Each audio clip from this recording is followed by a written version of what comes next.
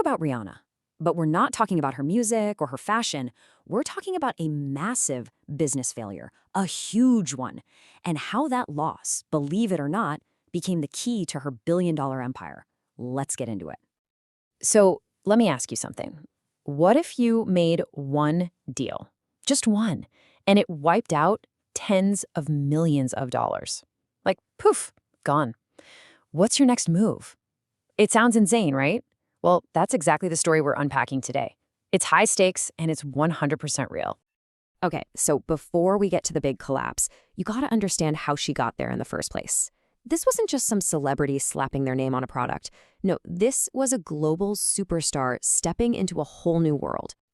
You know, her music career was basically a masterclass in business. Think about it. It wasn't just about getting famous. She was getting this incredible hands-on education in branding, in partnerships, in understanding what people really want. She wasn't just on stage, she was behind the curtain, learning the rules of the game long before she officially started playing. And boy, did that education pay off. In 2017, Fenty Beauty didn't just launch. It was like a shockwave. It completely changed the game in cosmetics by actually including everyone. Then, just 2 years later, Savage X Fenty did it again with lingerie, making their runway shows these huge, can't-miss cultural moments. It just goes to show you, she knew exactly how to turn that star power and market smarts into a multi-billion-dollar machine. But here's the twist. While all this incredible success was happening out in the open, something else was quietly falling apart behind the scenes. A deal that looked like a total slam dunk was about to turn into a very, very expensive public failure.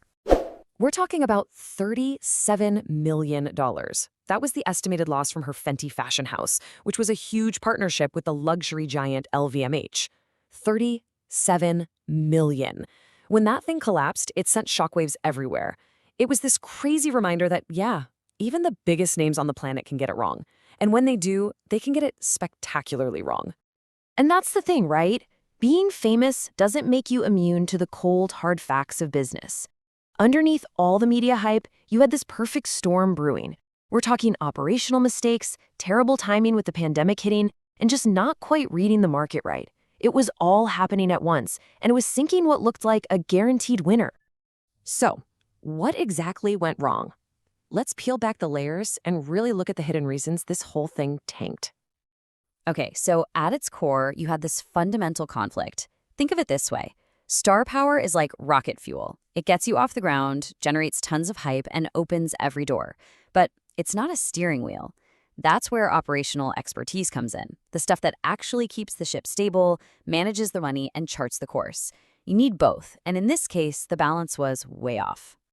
And that gap, it led to a whole pile of problems. First, the Fenty luxury brand jumped into the super competitive high fashion world with prices that, honestly, most of her fans couldn't afford.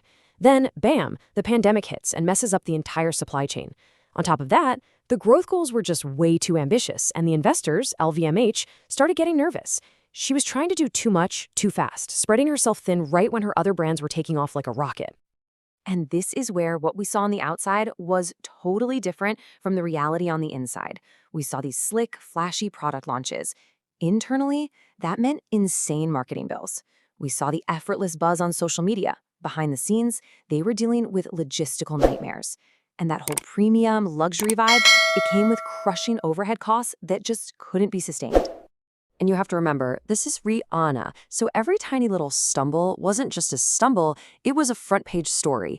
The media spotlight was so intense, it took small, normal business challenges and blew them up into these massive public crises. And that, of course, starts to scare away investors and customers. But here's where the story gets really good, because this isn't actually a story about failure. It's about what she built from the ashes.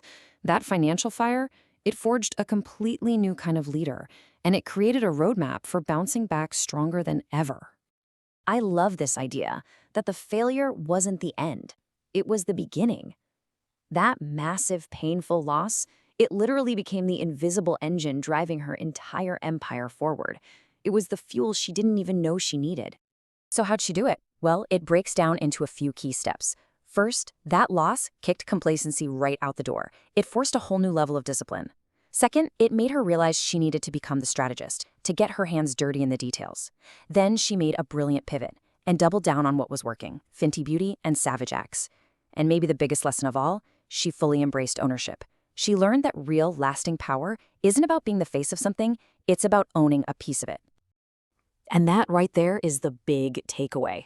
Ownership. It's not just about power, it's about building something that lasts. Her story is a huge lesson, a kind of warning for the entire influencer world today. You see so many creators who are just the face of a brand, but they don't actually own any of it. Rihanna's journey shows you where the real power is. This is why having more than one thing going is so important. I mean, think about it. While one venture was bleeding millions of dollars, Fenty Beauty was over here just crushing it, making so much money that it could cushion the entire blow, and then some. It's the perfect example of why you can't put all your eggs in one basket. One failure doesn't have to sink the whole ship if you've built other, stronger boats. So in the end, that $37 million wasn't just a loss. It was an investment. It was the price of the most valuable business education she could have ever received. It became her origin story. The story of a mogul who didn't just get back up, she came back and completely rewrote the rules that knocked her down in the first place. So it really makes you think, doesn't it? How can a total collapse become your greatest asset? Rihanna's story is proof that sometimes your biggest failures are what set you up for your biggest wins. Join us next time when we look at another icon who was on the brink of bankruptcy and turned that debt into their destiny.